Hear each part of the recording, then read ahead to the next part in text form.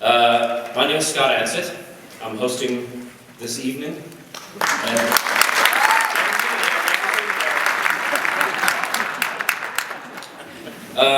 Thank you all for joining us here tonight to celebrate a man who no doubt had a profound effect on every person in this room. Tonight we have the ridiculous task of trying to summarize Sheldon Patinkin's legacy in one evening. Can't be done. Couldn't be done. It could never be done. The best way to understand how important Sheldon was to all of us in our community is to witness the result of his passion.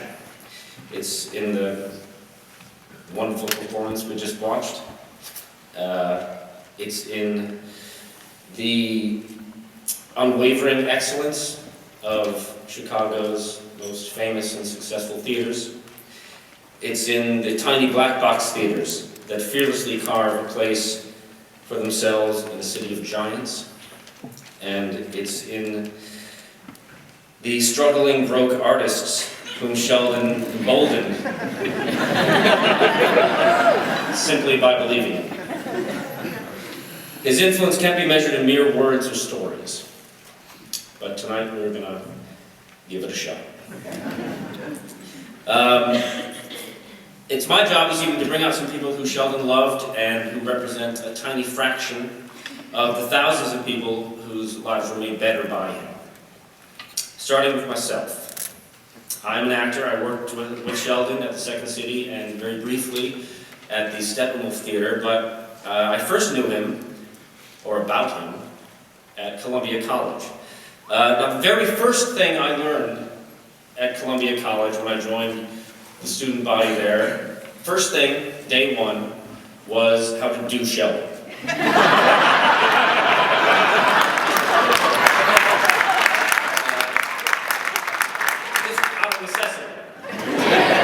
I had not met him, didn't know who he was, but I came to realize that it is impossible, or at least improper, not to do Sheldon when you're quoting Sheldon. And I'm talking, the accepted standard of Sheldon impersonations. Loose hand, thumb out, mime cigarette, low rasp. Vanya is a comedy.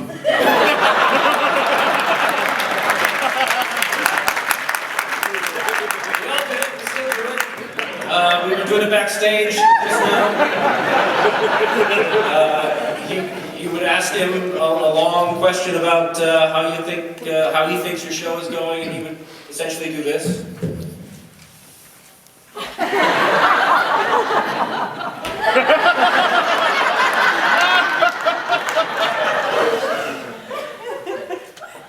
Better.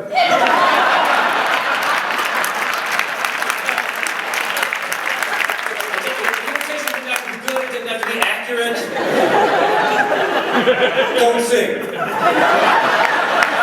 ever sing. The invitation binds us together. It is the common language of Chicago theater. And we still do it. His students still do it. After all the years, at least for me. Because Sheldon is so very much a part of who we all are and who we turned into. And in many ways, we were all his students. We all in this room knew Sheldon, and every one of us experienced him in a slightly different way. Of course, there was a universal Sheldon, the one we read about and admire, the man who was in the vanguard of Chicago independent theater in the 50s, the man who helped launch Second City, the champion of profound Jewish theater, the great milk chocolate Jewish theater.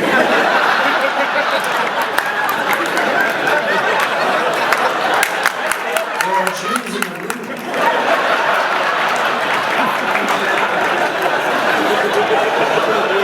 Sheldon was a champion of profound Jewish theater. How dare you?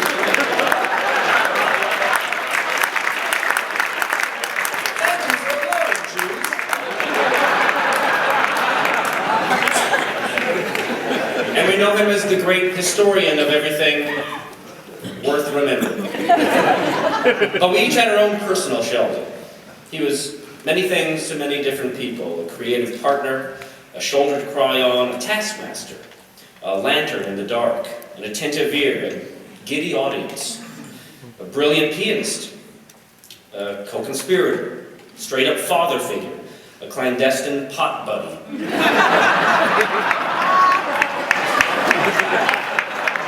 The rose-tinted glasses, I guess he thought he was fooling somebody.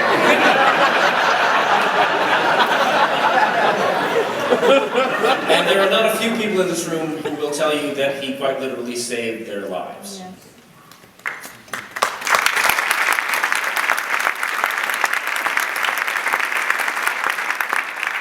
For me, personally, Sheldon, in his own vernacular, was a fixed mark that looked on tempests and was never shaken. If I couldn't do it, if I couldn't face it, understand it, if I floundered as an actor, if I worried too much about a scene or a teacher, if I couldn't connect with my cast, if my mind refused to grasp a moment in the script,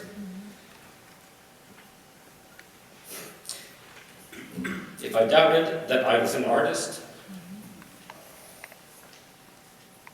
Sheldon would be there to provide answers and to hug me and whisper in my ear, "Trust your talent."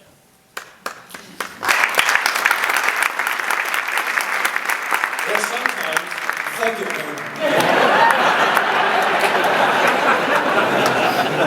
That's what he did for me. And I know I'm not alone in that. I'm a better actor for having known Sheldon. And therefore I'm happier because of Sheldon. So, thank you, Sheldon. You are in my ear every day.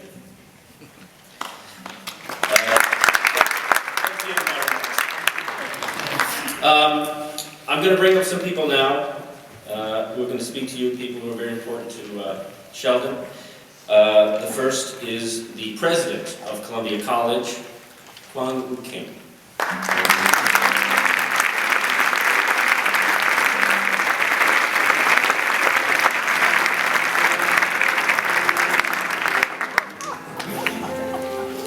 Thank you very much. On behalf of the community at Columbia College Chicago, I'm very pleased to bring you greetings and thanks for your joining us for the celebration of Sheldon Patinkin. Now, I have to tell you, as someone who's only fairly recently returned to Chicago, I did not have the privilege of ever meeting Sheldon, and I'm acutely aware of that fact this evening as I stand in front of a group of people who are clearly admirers and friends and people who loved him very much. So my promise to you is not only to keep these remarks short, but to stay truthful, because there's nothing worse than hearing someone speak about someone they actually didn't know. What I can tell you is that I have spoken to a number of people about Sheldon in trying to get prepared for this evening. And one of the most extraordinary things is the fact that every person with whom I've spoken, at some point in that conversation, is just lit up in the most remarkable way, which in and of itself tells me a great deal about Sheldon's energy and his ability to connect to people in a very meaningful and powerful way. At Columbia College Chicago, the fundamental purpose of our institution is to provide our students with the kind of rich and deep education which we believe will help guarantee that they will be successful in their careers and in their lives. And at the core of that commitment is our faculty, because we believe that our students must learn from professionals who themselves are leaders and innovators in their fields. And of course, Sheldon Patinkin fit that mold brilliantly. It was truly an exemplar of that model. And something else that I have gleaned from conversations and from this little button is that clearly he was an individual who demanded authenticity in his students. And at Columbia, we believe firmly that at the core of our student success is their ability to find their own authentic voice. Now, Sheldon was much more than just a teacher at Columbia. He was also a leader. And in the some 20 years that he led our Department of Theater, he took that program and really brought it to prominence and brought it to a level of innovation which is still characteristic today of the work that we do in live theater at Columbia. So in two ways, we look forward to honoring his legacy at our school. Of course, he will be remembered by the many who continue to hold him dear in their hearts and in their memories and in their experience. Columbia in 2013 created the nation's first bachelor's degree in comedy writing and performance, a co-production, as it were, with Second City. It is one of our most popular and most quickly growing undergraduate majors at Columbia, and clearly a direct reflection of Sheldon's interests and passions. And then tonight I am pleased to announce that we have decided to take the Black Box Studio Theater, which is in our theater building at 72 East 11th Street in South Loop, and to officially name it the Sheldon Theater.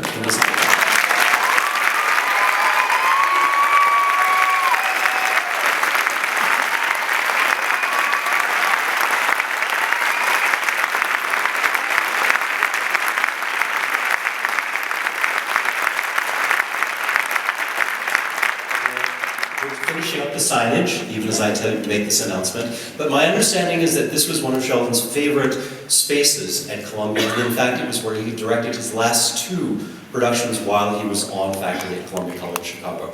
So now I'm going to just end with, again, a thank you. I look forward to this evening because I look forward to learning much more about Sheldon Patinkin in the stories of the people who truly knew him. Thank you very much.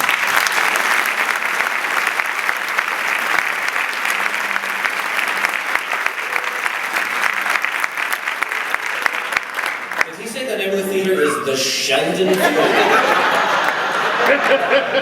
That's incredible. It's not the Patinkin Theater, the Sheldon Patinkin Theater. I think that says a lot about Sheldon and our relationship. It's assuming a lot for students in the future.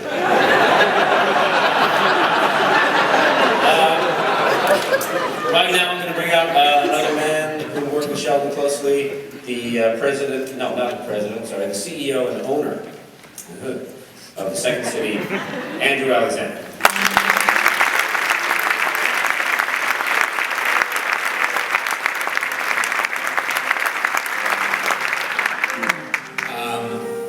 Sheldon would be very happy. You got solid laughs. Why did you get so weepy?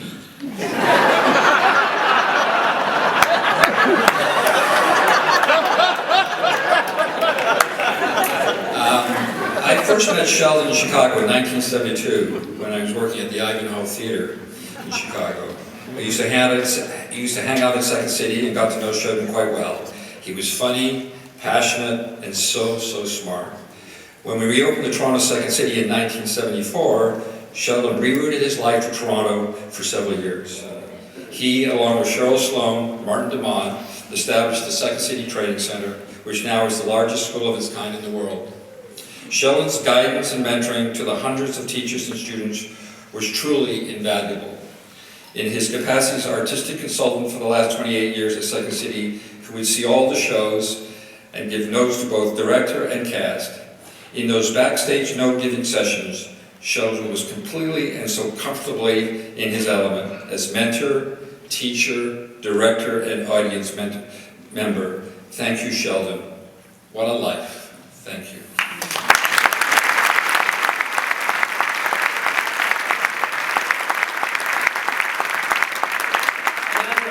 Director of the Steppenwolf Theater, Ms. Martha Lee.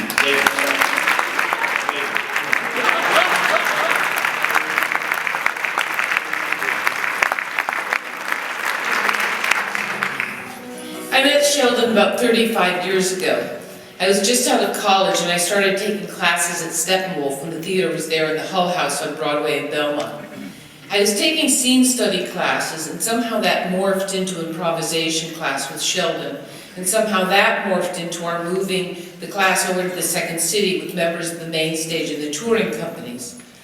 I'm not sure at that point that any of us were actually paying for class. It was just a group of really committed people led by Sheldon, the most committed of us all. I remember Sheldon's complete engagement with the teaching and with each of us. I remember feeling deeply seen and weirdly loved. I didn't do anything particularly to deserve Sheldon's confidence, but starting there, he gave it to me. He threw in with me. He was on my side.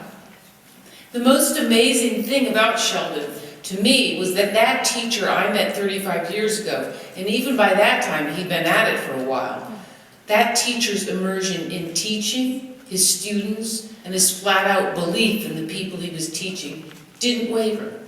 Sheldon co-founded the school at Steppenwolf and taught with us every year. And every year, we'd go over the actors he taught, and every year he spoke with specificity and interest in their work. In the summer of 2014, which would sadly be his final year at the school at Steppenwolf, there he was in the front row with his walker beside him. I sat behind him and we whispered back and forth before the performances began. Sheldon looked at me over his shoulder, serious look on his face, and said, "They're really good this year." I think I heard him say that every single year. What a gorgeous quality in a teacher and in a man, to fall in love over and over again with teaching and your students and your tribe. It still surprises me that I won't ever see Sheldon again. To be able to hear him say, some 50 years into his teaching career, "This year, they're really good." Bless you, Sheldon, for the gift of your enthusiasm and for granting us your belief.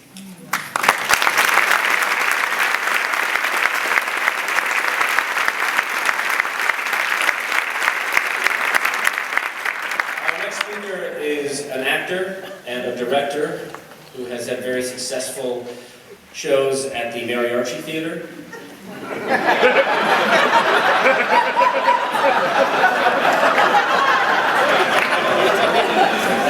Steppenwolf Theater. Many theaters overseas and across this country and on Broadway. Ladies and gentlemen, the great David Crawford.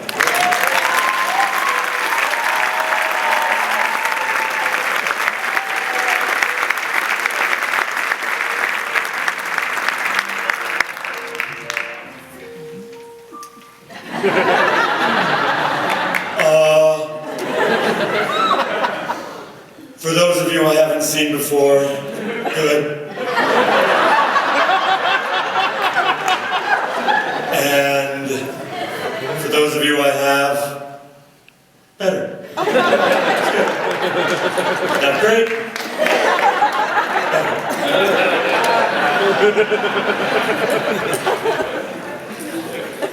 So I have a few things that I'm going to say, and then I will be reading Anna Shapiro's comments. When Sheldon died, Stephanie Shaw called me. I was far away from home. I was doing a play in London, and because I met him, it's the only reason I would have ever ended up doing anything, because I went to Columbia and because I met him and found a life. When Sheldon died, Stephanie Shaw called me, and we'd met when we were 18 at Columbia College, and one of the things we said, we sort of pieced together in our shock was, I never really considered him actually dying before. And that's a strange thing to say, and it's a strange idea. I considered my parents dying. I've considered lots in myself dying.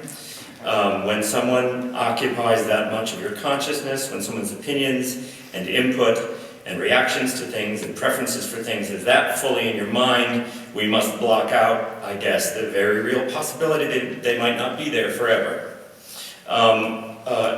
I also realized that one of the reasons it was difficult to imagine him actually passing on was because he was so constant, because he had so much energy, because he was always going. His energy was not boundless, and the way it was best manifested, I always thought, was to see him when he did get tired and he still went on. When he had to watch 500 scenes from Who's Afraid of Virginia Woolf in a row. When he had to say, your M's and N's are indistinguishable. Thousands and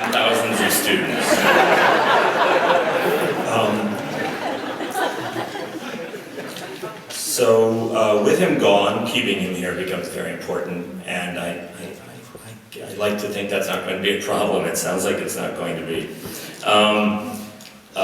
Sheldon was my teacher, and he was many more things than that, although that's a glorious thing to be. And everyone knows, and I don't have to tell you, all the many things he was. But finally, he was my teacher, and that's how he exists in my life. And the nature of a Sheldon note, or the nature of a Sheldon teaching, I think, is that he could say something incredibly simple, and if you knew to break it down and listen to it and use it as DNA, could define absolutely everything there was to know about art and life. And I think about, hard to pick, the many thousands of things he had said to me that I could use as examples. Two spring to mind. I'll try to tell them quickly.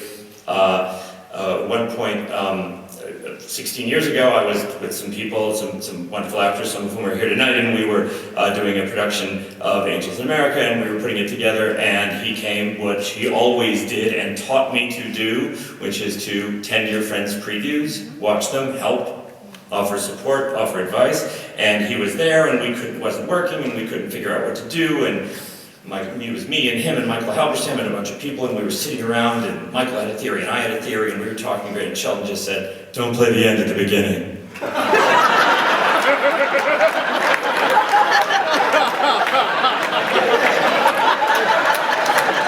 What else is there but that? That there's a progression of events, and I mean, he said other things. He said, if this is what you're like at the end of Act 1, what are you going to be like? You're going to be fucking Looney Tunes.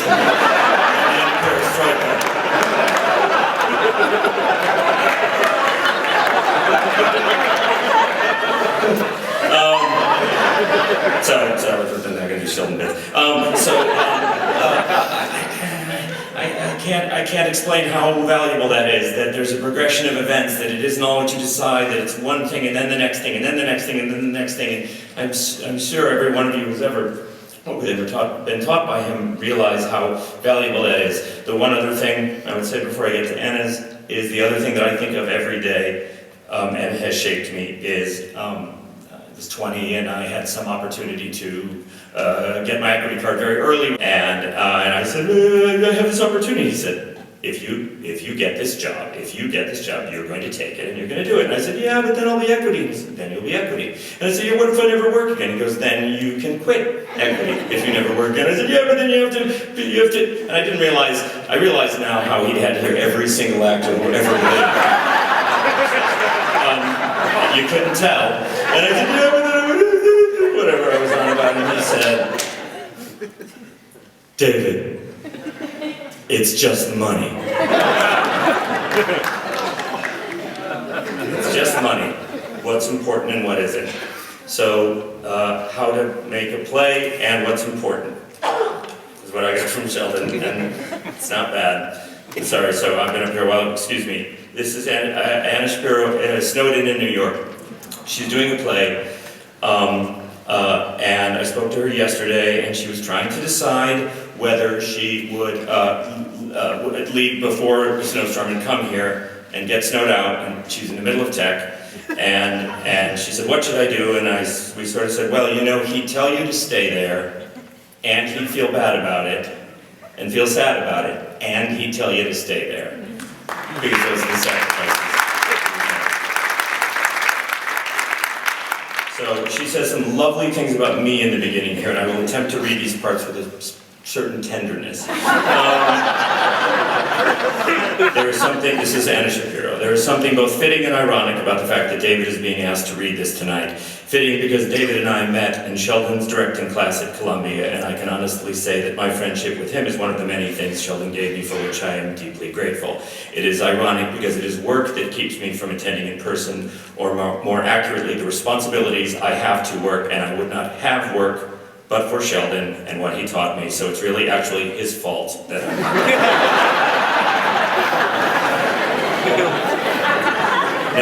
nonetheless, it is for me a very painful irony indeed To say I wish I could be there is beyond understatement. To waste any more time lamenting it would be bad theater.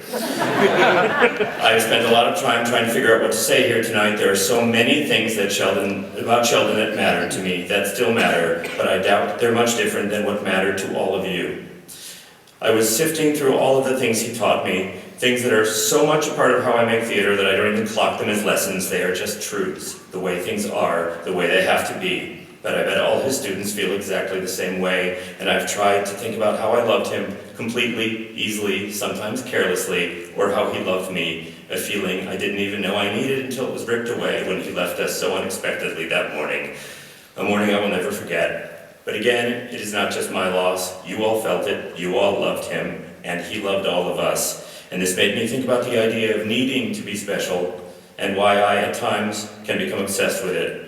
Our culture tells us every day in so many ways that success is measured by how able we are to separate ourselves from the crowd, that our measure is made by how truly unlike everyone else we can become, that to stand alone is not only better, it is in fact the goal, that life, work, and sometimes even love is about a kind of winning.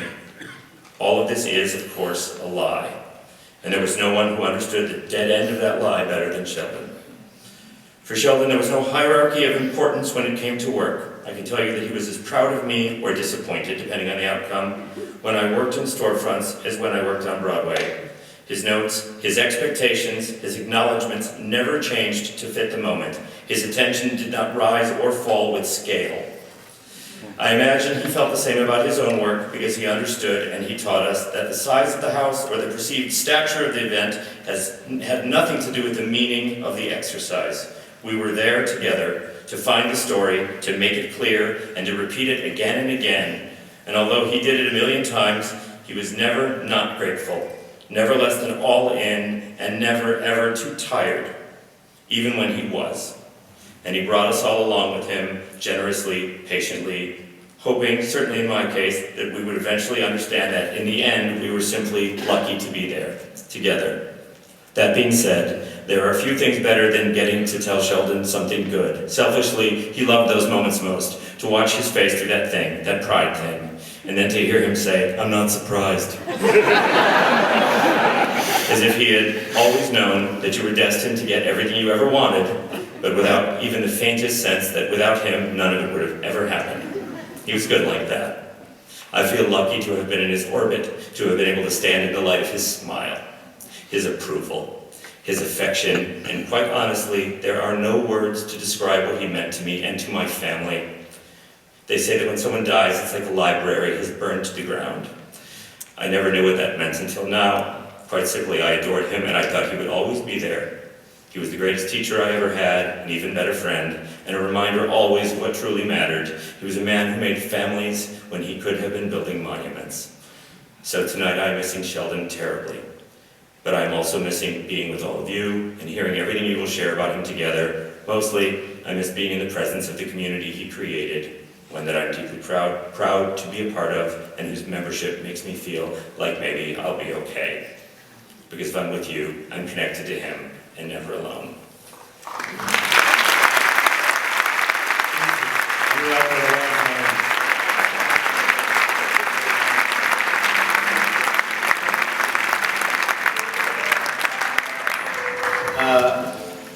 There are a lot of people who wanted to be here and like Anna couldn't make it in.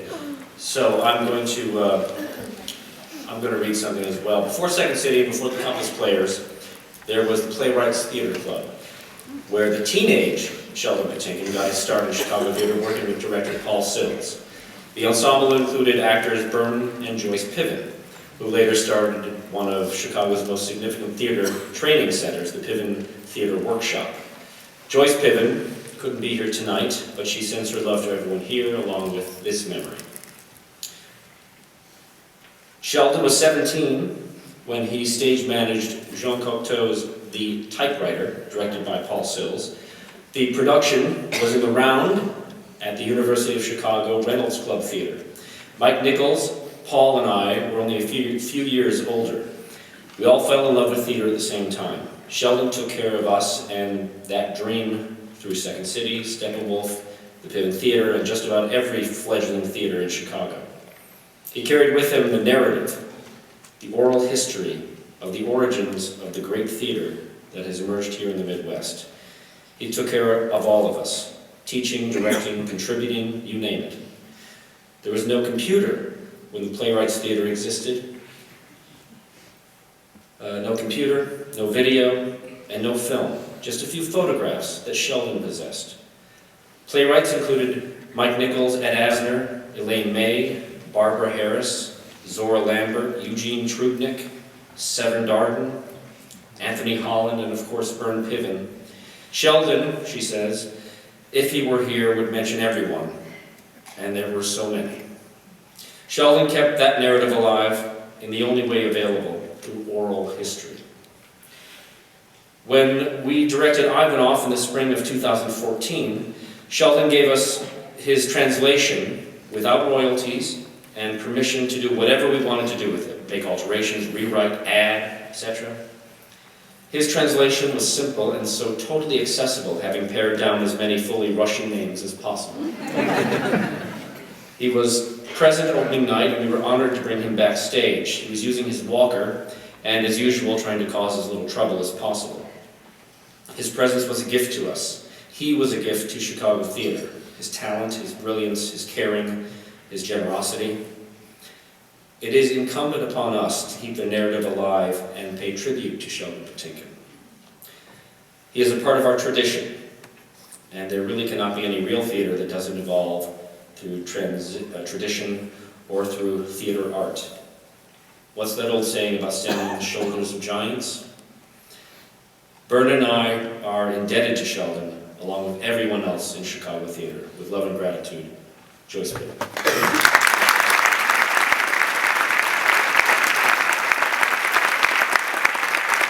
Now I want to welcome playwright, actor, and director, Tom Mueller.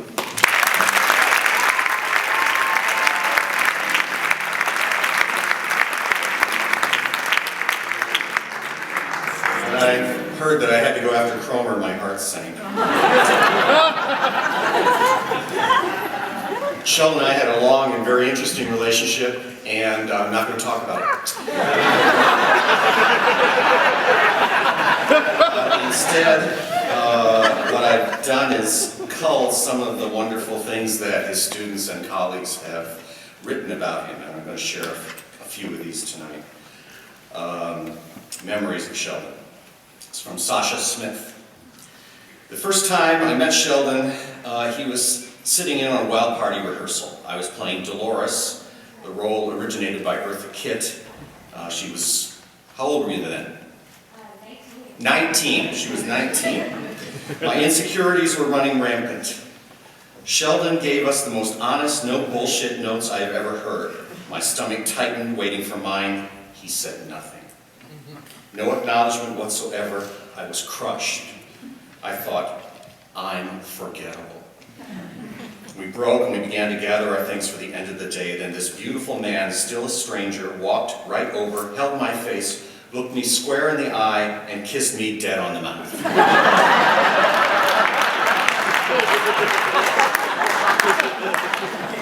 It's from David Fink. First time I met Sheldon, he was giving us notes as we sat at his feet. Right before we were about to leave for the cast party, he came around to all of us one last time for congratulations. He saw that I looked upset, and he asked me what was wrong. I said, oh, nothing, I just realized I don't have any money to chip in for the pizza. Immediately, this man I just met reached into his pocket and placed $5 in my hand. He winked and said, now you do. Susan Osborne Mott. As prickly as he could get. He was so very kind. His first great kindness for me was to secure an artist-in-residence contract for me when I became a single mother. He made sure that Andy and I had consistent health coverage. I really don't know what I would have done without his help.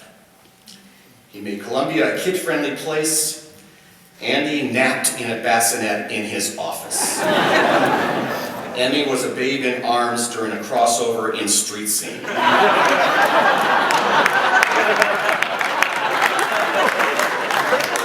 We weren't the only ones he helped. This is from David Skokie. It was solo performance class, my final performance senior year at Columbia College. I bared my soul and told my story of my first lover's suicide. How at the funeral, my lover's father came up to me and said, "What did you say to him?" It was my story of loss and regret and guilt. Sheldon came up to me after, embraced me, and in that wonderfully gravelly voice told me it wasn't my fault.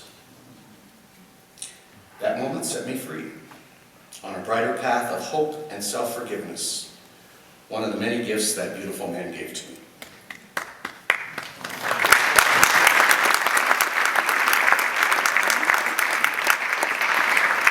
In addition to being an artist and educator who shaped generations of American theater and American comedy, Sheldon was a mensch. At Sheldon's 70th birthday celebration at Second City, the place was packed. I was lucky to be standing beside him when someone, I forget who, maybe it was Tim Kazurinsky or somebody, leaned over to Sheldon and said, "Look at all these people whose lives you have improved. And this is just the tip of the iceberg." Sheldon, look at all these people whose lives you have improved. Just the tip of the iceberg. So we have Sheldon Patinkin with us, who is A legend. A legend? I have now been called a fucking legend. I A don't know legend? how many times. It makes me Okay. crazy. And also I was weird because I played the piano, classical music. I sang in opera when I was a kid. I did theater in the park and wherever else I could. So I was treated like an exotic, I guess is the best way to put it. I am sure I am the only 9-year-old who made mad, passionate love to an 8-year-old Carmen in French. When I was, I think, 3, I was taken to see my cousin Sally, whom I idolized, who was 9 years older than me, in a play at a Jewish community center. And halfway through it, she died. Somewhere I must have figured that if theater can kill my cousin Sally and then bring her back to life, I'm interested. I've been in theater all my life. It's what I love. I've done TV, I've done film, but I really didn't like it. Theater is what I need to be doing. Playwrights opened on June 23rd, 1953 at 1560 North LaSalle, corner North and LaSalle. The building no longer exists. And they opened the Second City on December 16th, 1959, in a building that no longer exists and a block that no longer exists. Yeah, I was with the group all the way through the University of Chicago days when I was there, and all the way through Playwrights Theater Club, which was 53 to 55.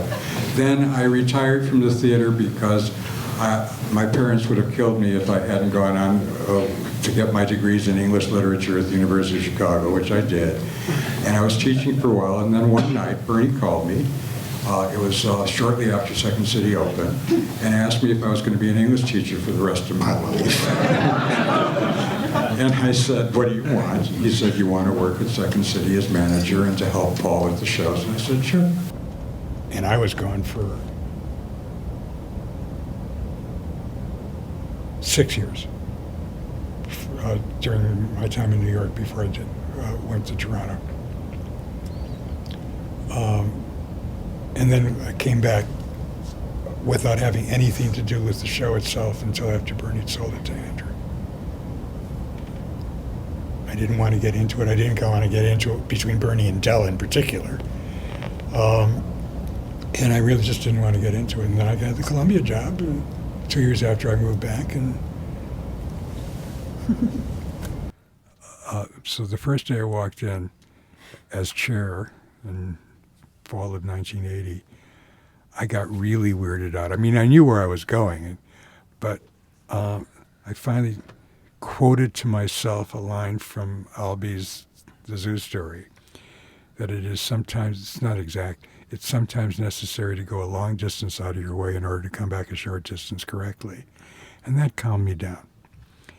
Most of the stuff that I've directed, including, 3 or 4 Arthur Miller plays, say that we're responsible to each other and to the world. And I realized fairly early on, I believe in that. And as much as possible, try and direct plays that say that. I'm not an original ideas person. That is one of the jobs of a director that I decided I didn't want to do as much as a lot of the other directors do and have done. My main idea of that is when anybody says an idea to say, try it. Let's see where it goes. Then I can help. But that's me. Oh, when I was really young, I imagined myself being a Hollywood star or a Broadway star. I knew a couple of kids who were already doing Broadway. Then I imagined myself a famous novelist, except the only writing I've done is nonfiction. I'm not a novelist or a playwright. I imagine myself as both of those. But I'm very happy with how it ended up. I really think that we are responsible for a great deal of comedy in America in the last 50 years. Yes. I am very proud of my students. I love teaching. I love it the best.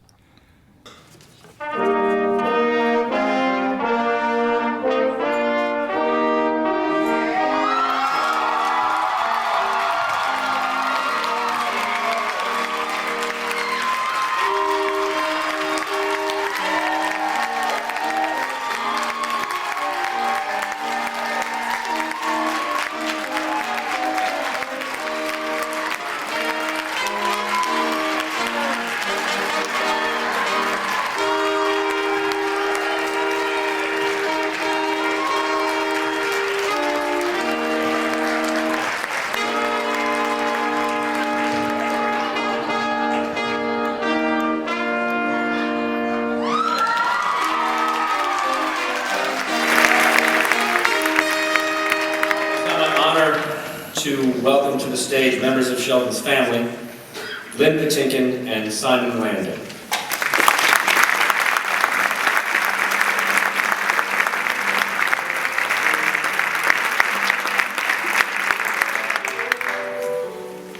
Thank you.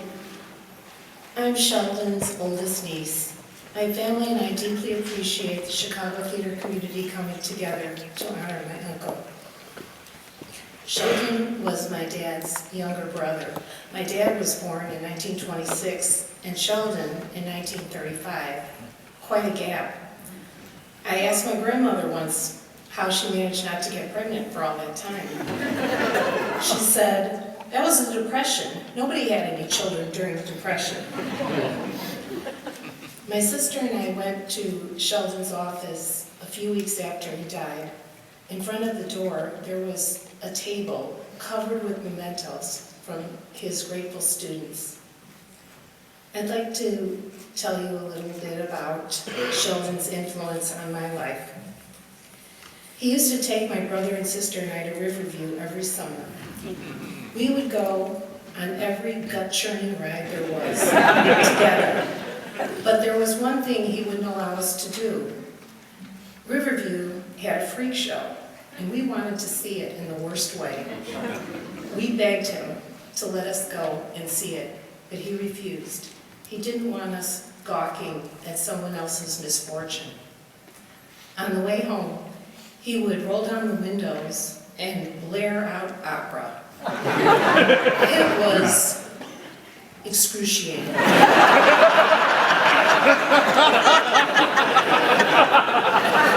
Many years ago, I was a poor grad student down in the dumps after the end of my starter marriage. Sheldon was in Toronto working on SCTV, and he sent me a ticket to come and visit him. When I arrived, there was a nice young man who worked on the show that he sent to pick me up. We had a lovely few days together. It was just what I needed.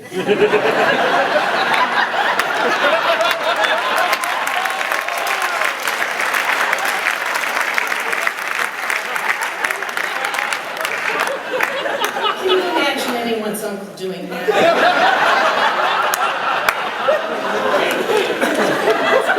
Sheldon introduced us to theater of all kinds.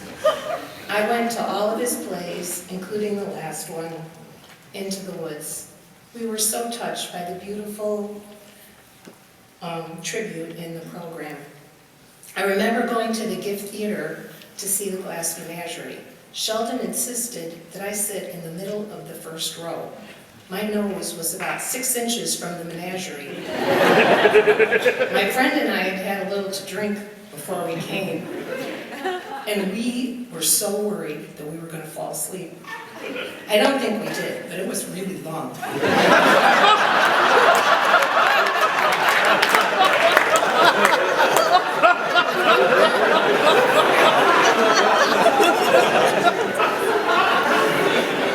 Our family is very close, and we celebrate everything.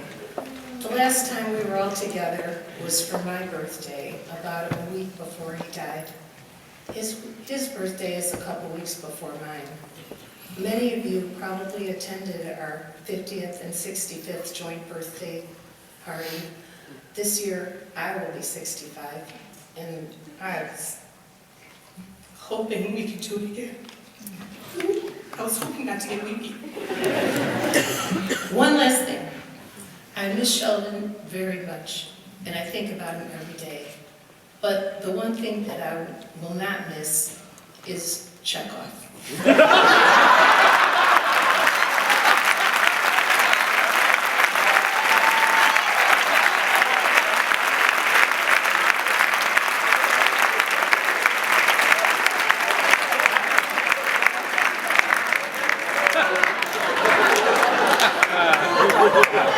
She's funny. Hi there, I'm Simon Landon, and I am Sheldon's great nephew. So I know that most of the theater folks in the room, and thanks for coming here on a Monday when all your theaters are dark. I know most of the theater folks in the room think that Sheldon was always with you, but in the words of Sheldon, you're wrong. He was always with us. Actually, he was always with all of us, all at the same time, which is the most amazing part about it. If you know the Patinkin family well, like my Aunt Lynn said, that you know that we gather to celebrate every birthday, every holiday, every anniversary, and every time I failed an exam to help me cheer up. If there is a reason, we would get together to celebrate so we could spend as much possible time with each other.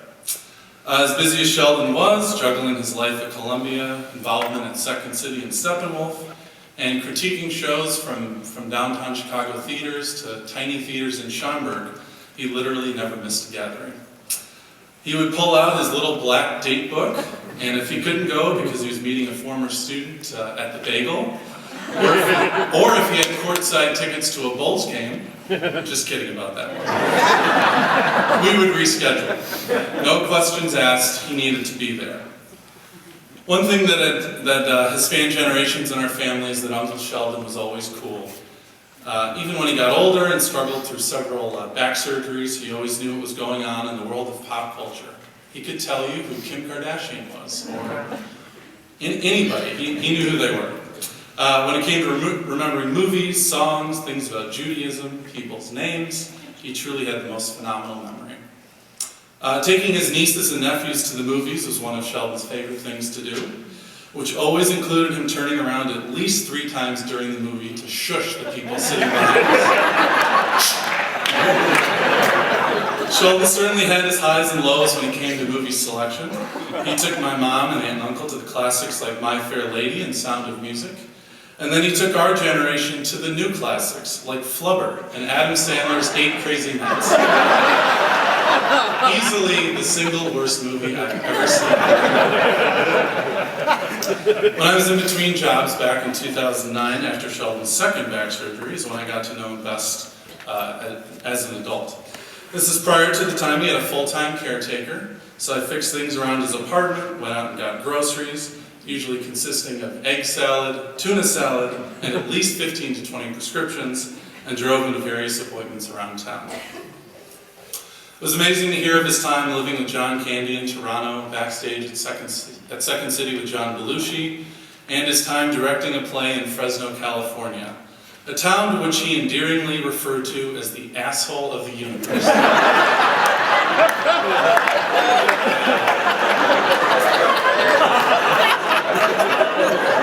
asked him about his health, how he was improving, and it was always a 10-second conversation. It's fine, what about you? How are the job interviews? How's the dating scene? He was truly selfless, and it showed at that time when he had every right to be complaining 24 hours a day. So I know I'm not a theater pro like most of the folks here tonight, and I know we have much more to get through, so won't keep you too much longer, but just want to say how happy we are that everyone is here tonight. And love you, Uncle Sheldon.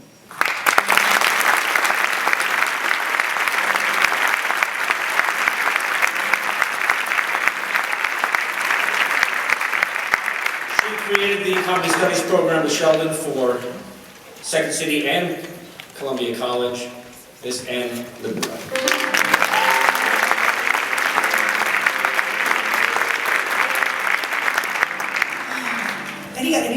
You pronounced my last name correctly, which is highly unusual.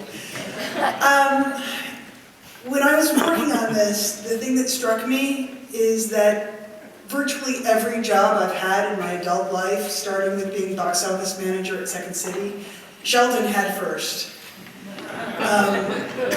And he gave me the amazing gift of creating this new major in comedy writing that I'm allowed to be a part of.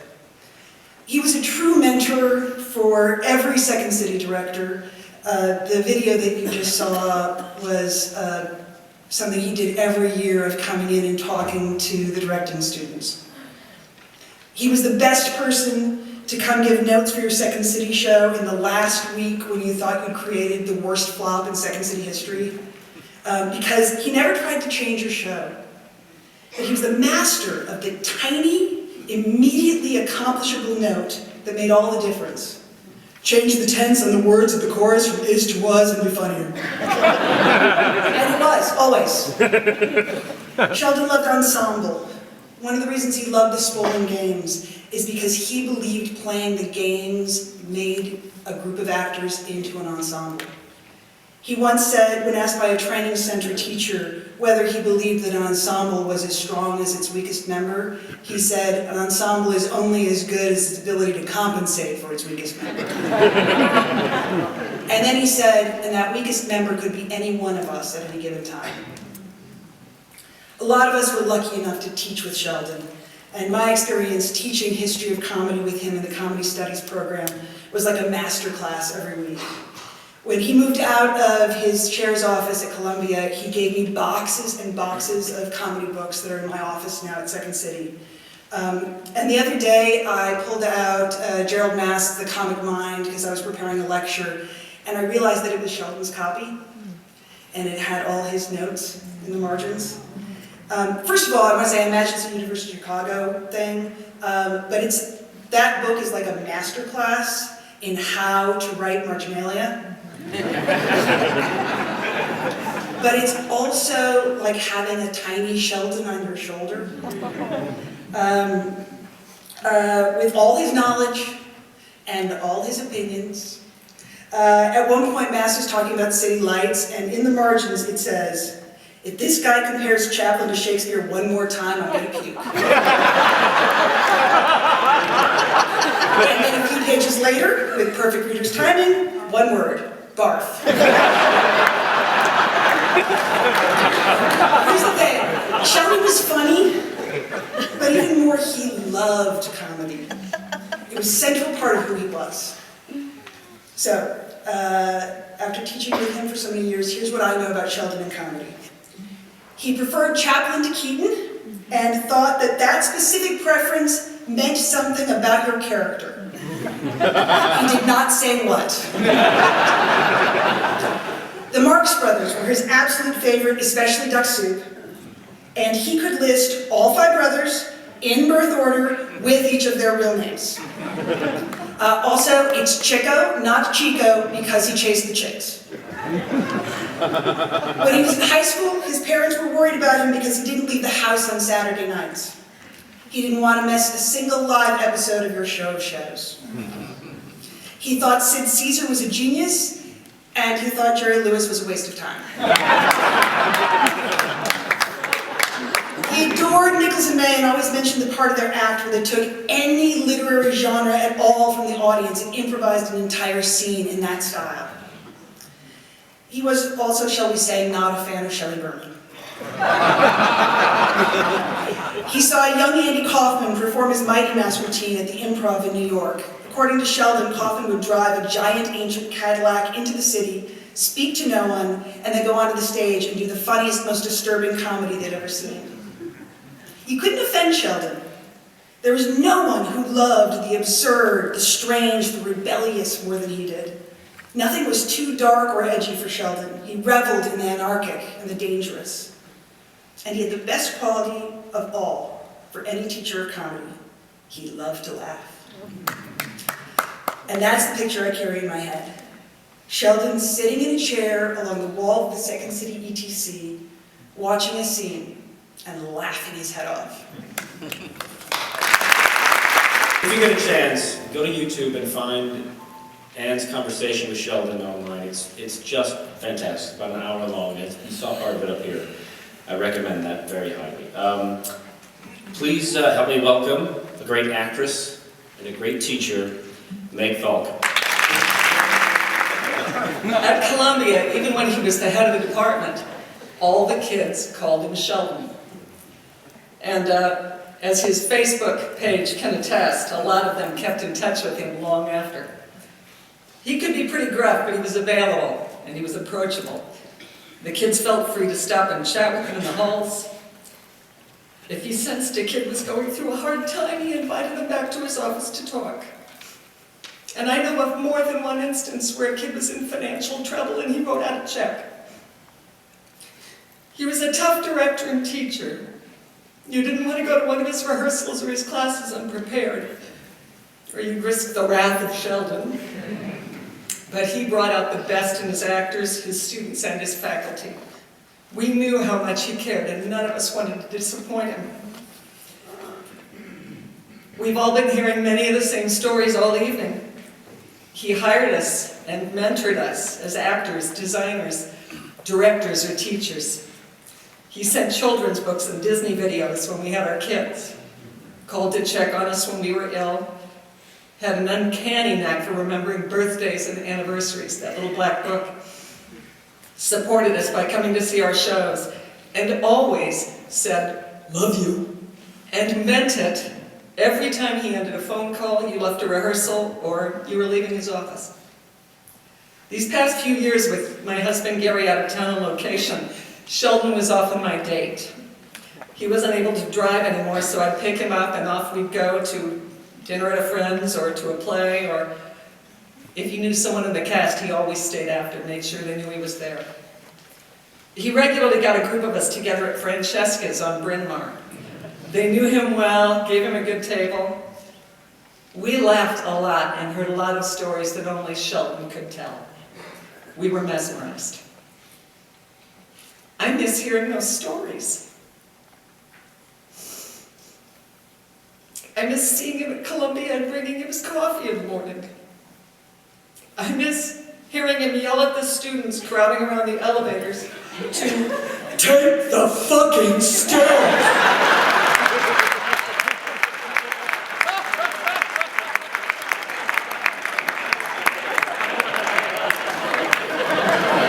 And giving him a ride home at the end of each day.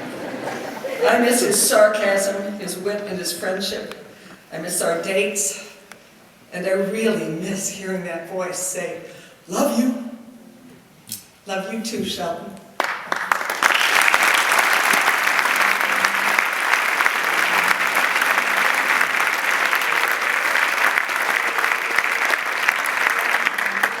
Please welcome to the stage the artistic director of the Gift Theater, Michael Patrick Thornton.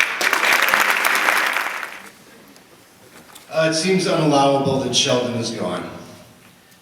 The Jewish cat with 9 lives.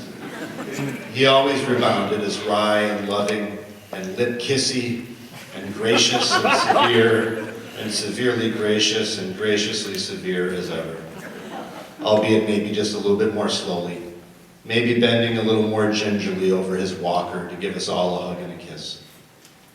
Teacher, mentor, friend, and fellow ensemble member of the Gift, where Sheldon was a proud member for almost a decade, directing nearly half a dozen plays, one of them very long, Lynn.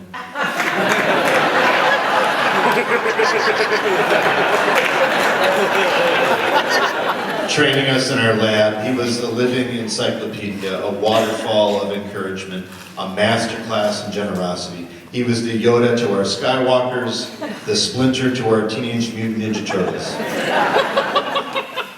He passed away during pre-production of our current play, which is appropriately about ensemble, how people who are hurting under the right circumstances can become a family.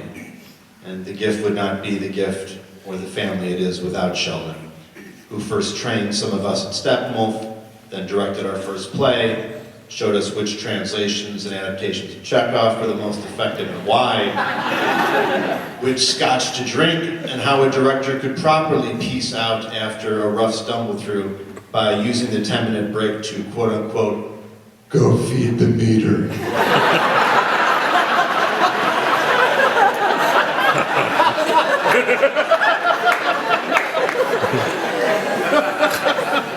Of course, every opening night, the refreshing bouquet of flowers with the consistently refreshing, have fun, love Sheldon.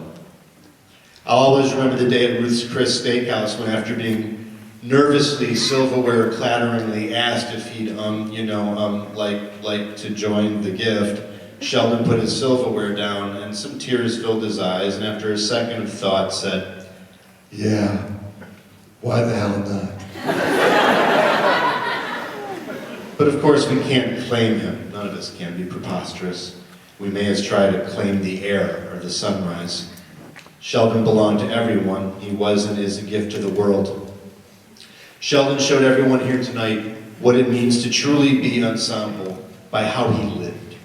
He showed up over and over out of love. He believed that words were important and should be used properly. And in our great city, where words like ensemble and the work have to mean it, he embodied those words in a dogged, loving persistence. It didn't matter if it was a student show at Columbia, or a preview at the Gift or Second City, or the early run-throughs of August Osage County at Steppenwolf. Sheldon was there, in love with our art form, which tries its best to reveal what it means to be human. I remember him one night, he said, "You know what I really am? I'm an editor." And he was the master of the macro edit, wasn't he? The one big dramaturgical, aesthetical, chiropractic adjustment that popped the worlds we were trying to articulate into crystalline alignment. To do that requires a magnanimous humility, to choose over and over again to see the thing as it is and what it wants to be, and then help connect the two with the materials already at our hands, with a wink and a laugh and a hug. And even when your strength was low, Sheldon, and your voice barely audible, we crowded around you, nodded, even though we sometimes didn't quite catch the trail end of a sentence, because it was so clear to us that it was absolutely vital to you, at the deepest level of your soul, to keep articulating. It was that important for you to leave your apartment, which involved home care and assistance and Byzantine and often quasi-illegal Toyota Prius parking arrangements, to get to us, wherever we may be, in whatever space we were in, in order to be of service. I understand a day as having 24 hours, but Sheldon seemingly found a way around that space-time boundary, everywhere and always at once. Sheldon and I taught together at the school at Steppenwolf, and every year, at the time we came to Dr. Dorn's passage from the Seagull. Seagull, not seagull. Gull, gull, seagull.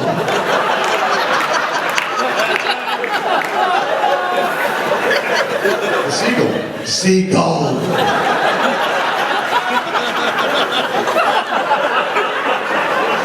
I would look over and Sheldon would be watching the scene, whether it was in the early days with his legs crisscrossed in that bizarrely twisted pretzel Buddha pose, or in the latter ones leaning over the back of a chair or his walker.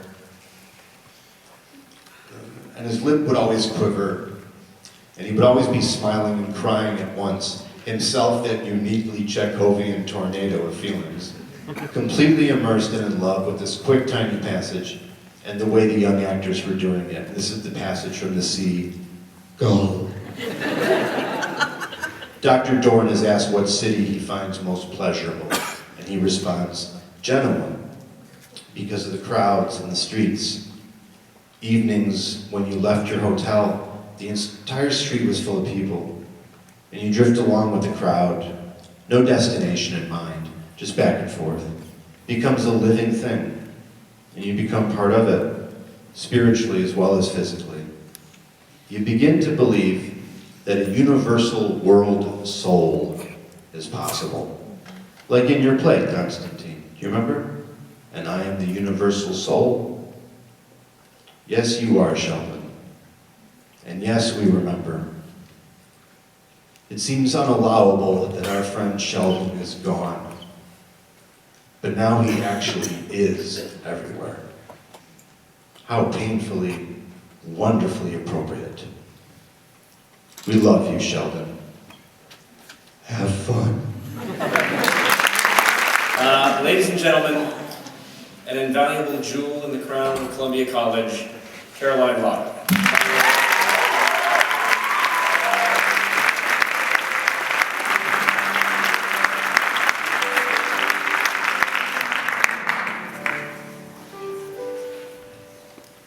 We all know the story of the English theatre, where British actors can hold hands with one another over the generations and reach back to the bard himself, and that they take great pride in their lineage, in their ability to trace their roots and touch those who went before and those they will touch throughout their artistic lives, who will carry on the best of the tradition they receive in the years to come. Sheldon Patinkin did that for Chicago.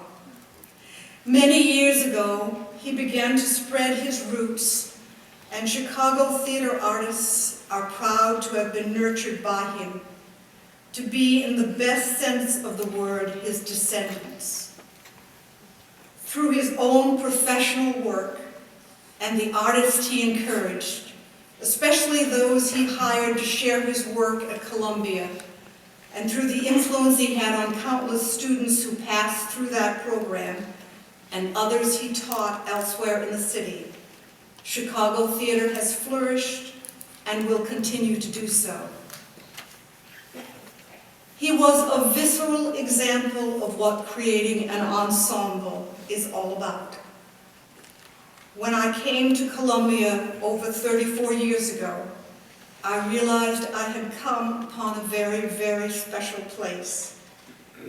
Here there was no internecine strife.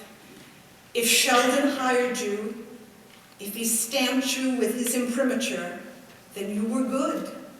You were special. You didn't need to prove yourself. You were accepted. And with that acceptance came the confidence to do your best creative work. He allowed us to celebrate ourselves and the work of our colleagues because we, through him, were only trying to make it better and help others to do the same. He gave us the freedom to grow, to be all that we could be, and he gave us challenges too. I'll never forget him saying to me after a less than sterling rendition of some Shakespearean monologues and scenes during performance week, "Well, I agree. Now fix it." And how I gulped, but because he believed I could fix it, I began to believe it too. He imparted that lesson to all of us. By believing in us, he made us believe in ourselves, and in so doing, he made our students, our department, indeed, our city flourish. I thank him on a personal note for all he did for me and for my family. He laughed with my husband, Jim, and I, and he cried with us. He saw our son, Greg, grow from the world's biggest baby to the world's largest young adult. He remembered birthdays and holidays with books and with flowers.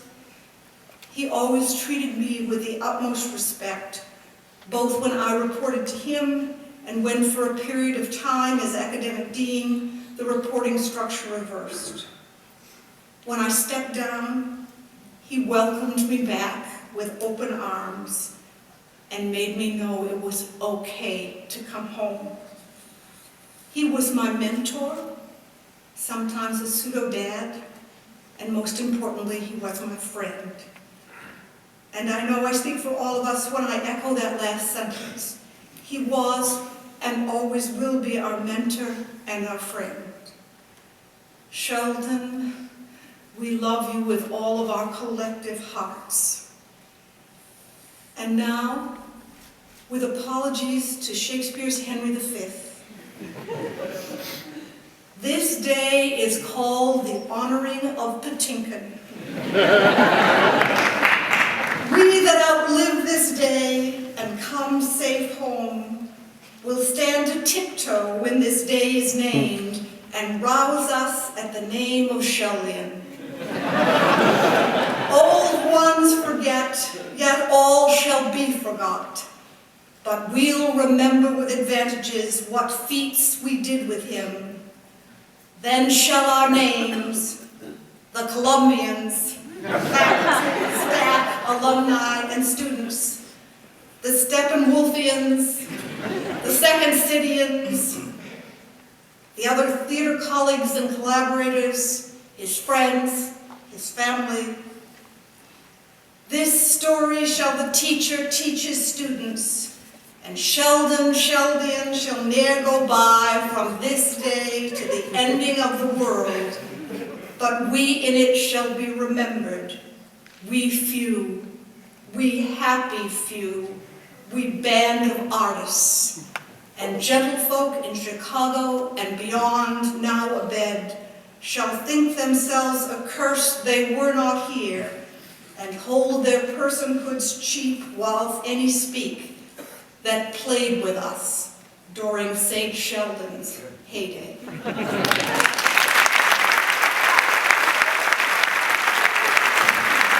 Another friend couldn't be here, a friend of Sheldon's, and he sent this letter. This is from Alan Arkin. Sheldon and I started working at the Second City on the same day over 50 years ago.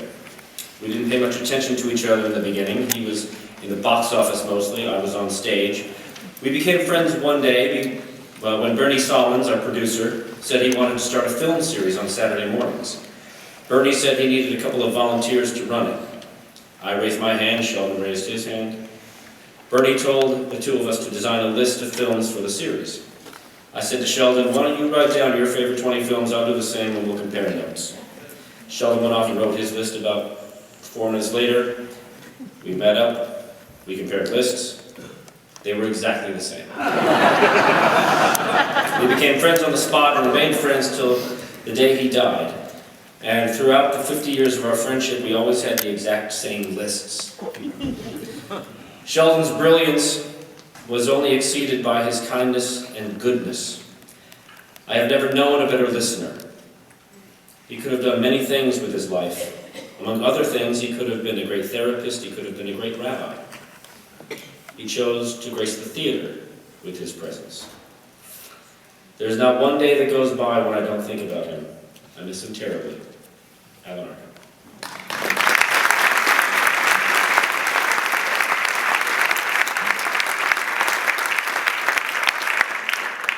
And now Jeff Perry. Did any of us ever know anybody who could perch on a chair, legs folded like a Jewish Gandhi, with Mozart or Brahms or Bach wafting from the back room, while Abbott and Costello, or the Seventh Seal, or Charlie Chan, or Annie Hall, or Carousel, or the telecast of Aida from the Met played on the tube, while jotting down a Second City final running order, while checking in with 4 successive relatives, 2 artistic directors, Columbia College, and Lyric Opera, on the phone, while writing a book on the history of American musicals, while explaining the difference between the Old and New Testament to me, while ordering ribs and chicken, while expertly rolling a joint.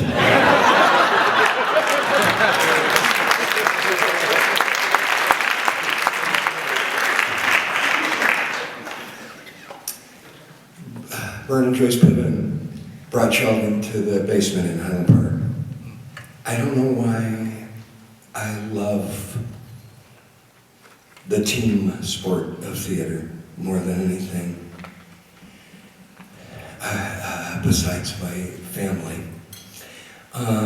But Sheldon loved, as deeply as a person can love, our art form.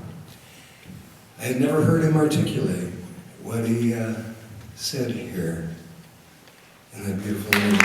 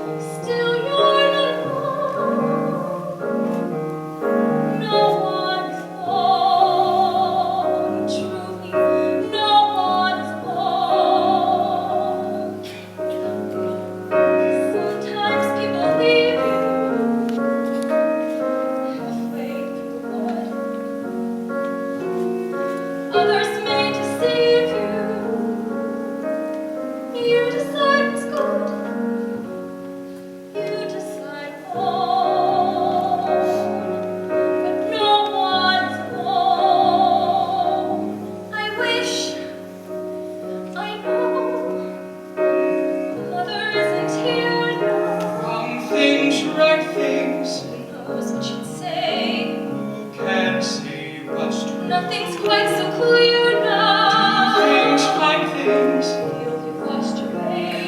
You decide you are not alone. Believe me, no one's alone. Believe me, truly, just a finger. Say the slightest word. Something's bound to linger.